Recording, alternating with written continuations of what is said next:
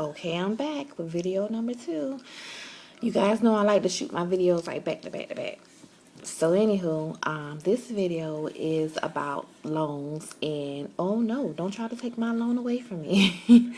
Okay, here's my situation. For some of you guys who don't know, nursing is my second career. My first career was early childhood education.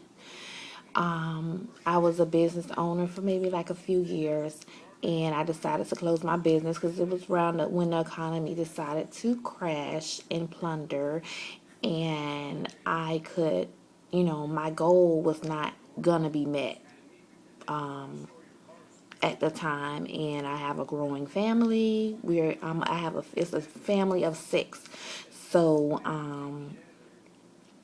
I just could not handle the fact that I wasn't making any money. I didn't really see me moving my business to another level at the time, and being that I had a nursing a background of PCA work for like over 7-8 years, I decided to return back to nursing.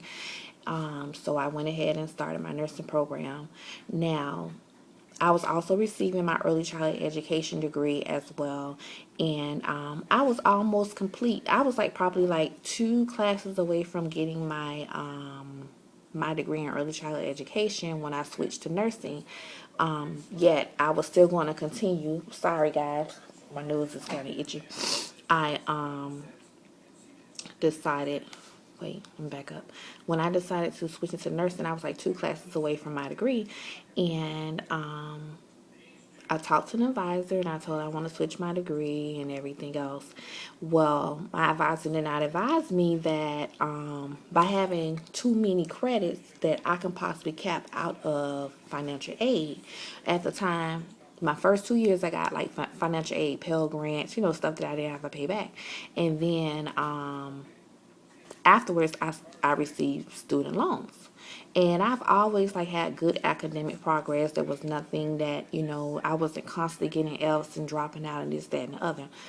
But I went after my nursing orientation. They called, certain people to go see certain people, like advisors or whatever. So financial aid called me up, and I was like, I want to know what they calling me for. And that's when they advised me that I capped out of financial aid. I could not get any Pell Grants, which I wasn't getting. The free stuff you don't have to pay back grants. And they told me I couldn't get a student loan. So I'm like, I can't get a student loan. What do you mean? And then that's when they explained to me about being capped out. So, of course, for just a second, and I say just a second, I got worried. I was like, how am I going to pay for my freaking school? Because I work part-time, and I go to school the rest of the time. And the part-time money wasn't gonna suffice for it. As hi. Say hi, Boogie. Hi. Okay, now go play. Go put your iPad. He had to come over here to say hi to y'all. He is just so sweet. Anywho, what happened was I had to pray. I had to pray to my father because I was like, ain't no way I made it this far and I'm not going to school. There's just no way. So I got in my car, driving, talking to God. And I'll tell you, my faith was just so strong. It was so strong. I was like, I'm going to school. January, come hell or high water, I am going to school. Now, for some of you who may find yourself in this situation, I hope that some of the things I say will encourage you to do what I've done or what I am doing, and also to make you, to give you some direction. I hope this blesses you in that way. So, what I ended up doing was I went to financial aid at one of my other campuses I went to. Sorry. And they told me the same thing. And I went ahead and gave me a paper to an organization that in every state it may be different, but I've seen it on different like forums. It's called like WIA, WIA, Workforce Investment Act. Look that up, Workforce Investment Act, and see if you have that in your state. And the requirements are pretty minimum. You have to take like an adult based education test, which is like required at my in my state. You report your family income if you get public assistance. You take like I will have to take all of my birth certificate and my ID and social security card and think whatever they ask you for in this packet. You complete a packet, and they have you do certain things. They have you like update your resume, bring in a resume as well, and you fill out an application, and they see if you can be rewarded this money. So it's about $8,200, and what they do, they don't give you the money. Every semester, they go ahead and they pay your classes for you. They even pay for your uniforms, your stethoscope, your shoes, and they even give you a gas card, which is like awesome. And also, if you have kids, like little kids, maybe like 12 and under, that require after school care or daycare, they also kind of like guide you and help you on that part as well. So that is something that I'm looking into. Another thing was that I found out that my county does is they have a tuition assistance program, but you have to be at a certain poverty level. I'm going to go to that orientation to find out more because I may not be able to receive that one, but knock on wood. I'll try to work around that one and see if I can be blessed with that one. And also another thing I did was I applied on my own for a Sally Mae loan. And there are private loans out there now. For some reason, I Googled. I didn't have a chance to call yesterday because yesterday was Friday. But I Googled, like, can my school stop my private loan from coming in? But I didn't see anything about it. And another thing was I had a question for Sally Mae, which I never found anything on the internet about it. Is Sally Mae a private loan? So I applied for this loan, whatever, and I got approved for it from Sally Mae. That's they usually work with Department of Education. So I made sure I applied for the amount I needed for the program, and I will disperse. The school will disperse that for me, and whatever I get kicked back for the throughout the year, I'll put that to the side because I don't know if I'm going to qualify for a loan for the following year.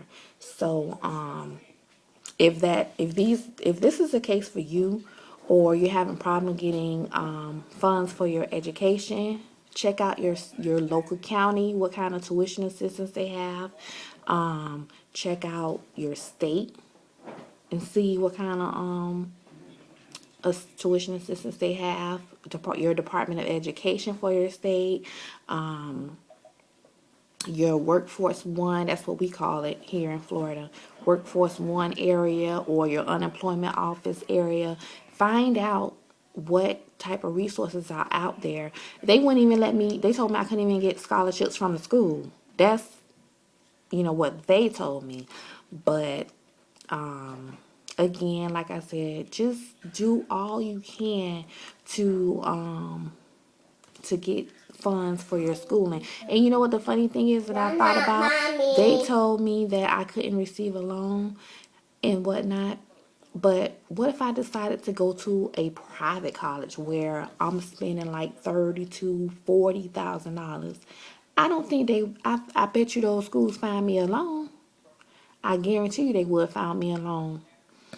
It would have cost more, but Mommy, I guarantee. Yes, baby. Sorry. Yes, baby. But I guarantee you those private schools would have found me a loan. So this is a community college I'm talking about. So I went, like I said, don't give up. It took a lot of faith for me to like plug into and to lean on. Because I'm telling you, and you're going to hear me talk about God, you're going to hear me talk about praying. If it's your forte, then you understand. If it's not, then you're just going to have to sit back and listen.